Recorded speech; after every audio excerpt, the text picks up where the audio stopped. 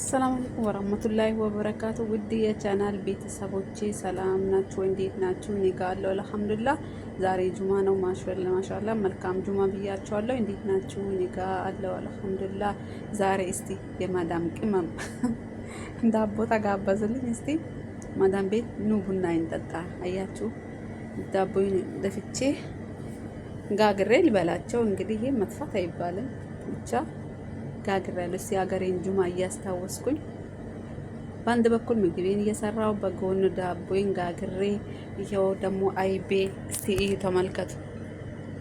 አይቤን ሰርቼ ሀገራችን ጎመን ለማስታወስ ይሄ ምንድነው የአይቤ ከአይቤ ጋር እዚህ ሀገር ማለት ነው አረብ ሀገር ከአይቤ ጎን እንደኛ እኛ ሀገር አሁን አይቤ በጎን ጎመን ክትፎ በጎን አይደል የምናረገው።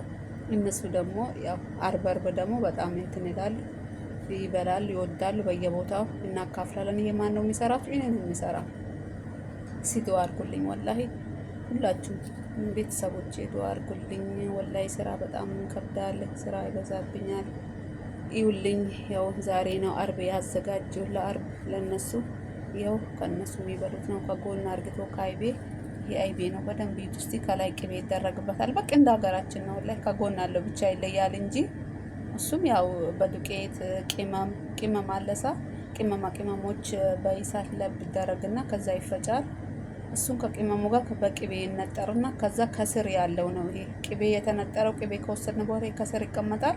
እሱን ደግሞ ካይቤ ከጎን እናረግላቸዋለን። ግን እኔ በጣም አልወደውም ነበር በፊት አልቀምሰውም ነበር። አሁን ሲቀምሰው ሳየው ደግሞ በጣም ይጣፍጣል። ላይ ከምንም በላይ ነው የሚጣፍጠው። መልኩ ጥቁር ይሆናል እንጂ ጥቁር የሚያደርገው ቅመም ነው። ግን እንደ ሀገራችን ገንፎ ማለት ነው ዱቄቱ ነው ያው በቅቤ እንትን የሚተከተከው እና በጣም ይጣፍጣል ብያቸዋለሁ። እንግዲህ ተጋበዙልኝ። ይገርሙኛል። እንግዲህ ያው አዘጋጅቻለሁ ዛሬ። ስታምር እቃዋ ራሱ ስታምር እንደ አማረኝ ነገር እስቲ ለምን አምሮኛል። እስቲ ለጓደኞችም ላሳያቸው ብዬ እንግዲህ ኑ ቡና እንጠጣ። ይሄው ቡናዬን አንድ ጓደኛ ያለች ጠርቻታለሁ። እሷ ጋር ነው የምጠጣ። ይሄው አፍልቻለሁ ቡናው ደግሞ ምን አይነት ሁለት ሲኒ ያዘጋጅቻለሁ። ቡናው ደግሞ ምን አይነት ስላች ማሻአላ ቢስሚላህ ደስ የሚል ቡና ጥቁር ሳይሆን የሀበሻው ቡና አፍልቼው እና ወተት አረግበታለሁ። እኔ ልቤን ያመኛል ጥቁር ቡና እዚህ ሀገር አልጠጣም። ሀገሬ ግን በጣም እወዳለሁ እጠጣለሁ። እዚህ ላይ ደግሞ ያው ከሞቀት ነው መሰለኝ አይመችኝም። እና ሬንቦ አለሳ ሬንቦ አረግበታለሁ እና እንደ ካፕሹ ነው ማለት ነው። በጣም ይጣፍጣል። እና ይሄው ከጓደኛ ጋር ልንጠጣ ነው። ጠርቻታለሁ አልመጣችም። ግን እቺ ክፍሌ ናት። ይሄው በክፍሌ ፋብልጭ ያልኩ ነው። እንግዲህ እስቲ ለሀገራችን አብቃና በሀገራችን ፋ ምንል ሰው ያርገን።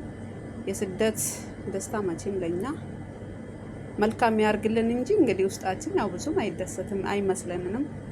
ከቤተሰቦቻችን ከጓደኞች ከጎረቤት ፋ ምንል ያርገን። ለሀገራችን ያብቃንና ዱአ አድርጉልኝ እላችኋለሁ ውዶቼ። እወዳችኋለሁ።